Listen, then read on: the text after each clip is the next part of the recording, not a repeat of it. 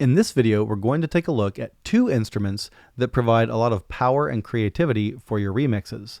The first thing we're going to look at is the drum rack plugin. So if I go to my instruments over here, I can see drum rack.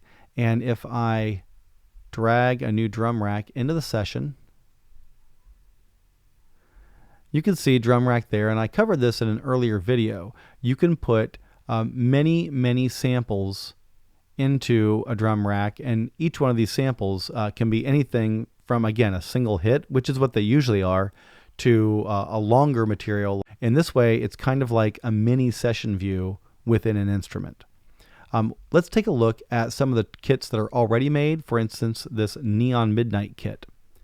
Here we have a drum kit that has macros applied to it, and it has many different samples.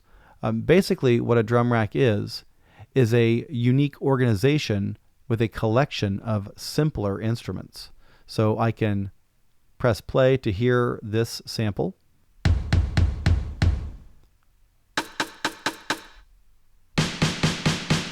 If I wanted to replace one of these samples, I could just find whatever sound I want and drag it in, and it would replace it. Okay. And I'm going to hit OK. And now I don't really want that, so I'm going to hit Command Z to undo that change. And of course, all of the functions of Simpler are available for each one of these samples. And of course, the macros are there too. Now let's take a look at an interesting way you can use drum rack to perform clips live.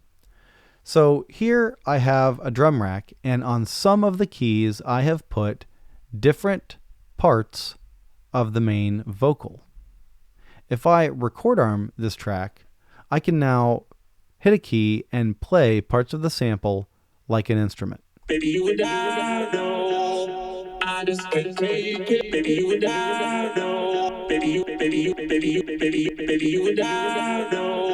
If I spend another day away from you.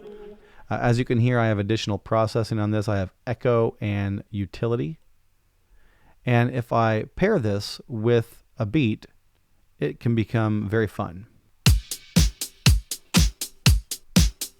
Baby, you and I know, I just can't take it. If I spend another day away from you. Baby, you and I know, baby, you and I know, baby, you